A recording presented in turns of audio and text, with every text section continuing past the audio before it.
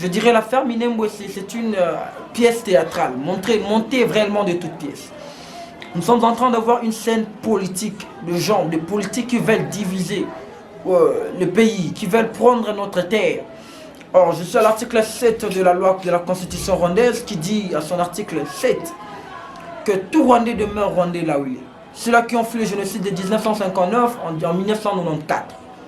Et toutes ces personnes qui habitent Minembwe aujourd'hui, entre guillemets, la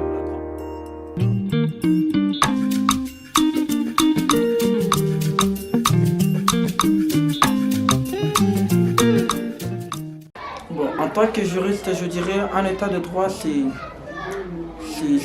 un terme qui est un peu polysémique. Donc ça a plusieurs définitions à la fois. Pour donner une définition plus simple, plus correcte, plus aisée, je dirais qu'un état de droit, c'est un état où il fait beau vivre. Un état de droit, c'est un état où les textes sont respectés. Un état de droit, c'est un état où les souverains primaires qui est la population se fait le courage, se fait l'honneur de pouvoir se choisir ses propres autorités, selon leurs choix, selon leurs désirs. C'est un peu dans ce contexte-là qu'on parle d'un état de droit. Par rapport à ça, parce que je dirais, le FCC n'est pas un modèle en politique. Le FCC, c'est vraiment une plateforme qui a détruit la nation congolaise. Le FCC, ils ne peuvent même pas se lever leur ton pour dire quoi que ce soit face à M. Tshisekedi Félix. Pourquoi? Parce que en nommant les trois juges constitutionnels, M. Félix Tshisekedi n'a fait que respecter la loi. Or, la loi dit que la Cour siège au nombre de 9. Jusqu'aux preuves du contraire, ils étaient au nombre de 6. Je ne sais pas comment est-ce qu'ils pouvaient siéger. Or, le soubassement de nommant ces trois juges ne lui est donné, ses prérogatives lui est acquises à l'article 10 de la loi portant organisation et fonctionnement de la Cour constitutionnelle, où la loi dit ceci, que le président de la République nomme le magistrat de la Cour constitutionnelle sous autorisation du Haut Conseil suprême de la magistrature. Je ne sais pas. Si il a utilisé un texte outre que cela, je ne sais pas. Or, la loi est de stricte interprétation, messieurs les journalistes. J'aimerais vraiment taper là-dessus. La loi est de stricte interprétation.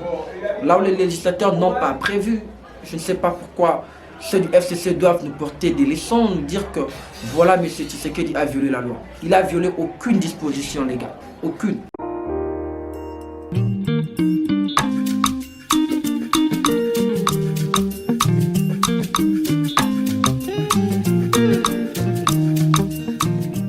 Cette union peut produire quelque chose de bon. Franchement, je n'en trouve pas. Parce que nous sommes en politique dans un monde où il n'y a pas de cadeau. Où tout est bénéfique, tout est important, tous les coups sont permis. Je ne trouve pas.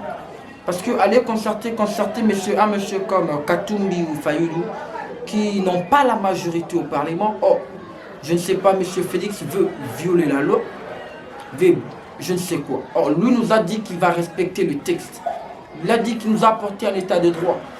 L'état de droit, c'est réellement le respect du texte.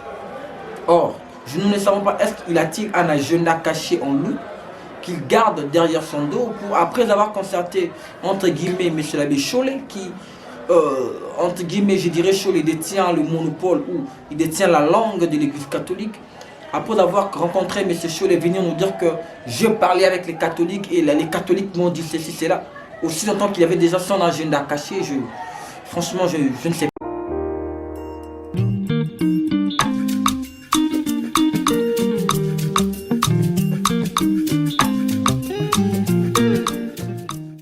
Je dirais l'affaire Minembwe, c'est une pièce théâtrale, montée vraiment de toutes pièces.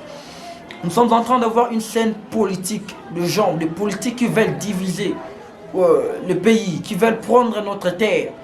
Or, je suis à l'article 7 de la loi de la Constitution rwandaise qui dit à son article 7 que tout Rwandais demeure Rwandais là où il est. Ceux-là qui ont fui le génocide de 1959 en 1994. Et toutes ces personnes qui habitent Minembwe aujourd'hui, entre guillemets, la grande population de Minembwe, ne sont que de Rwandais.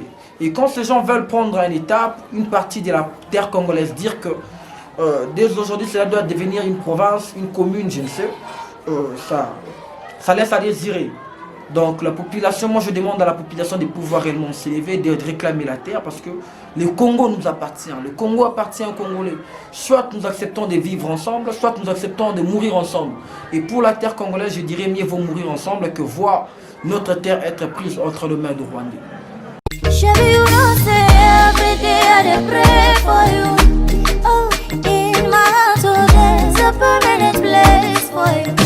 That's why my heart is a beat like do do do.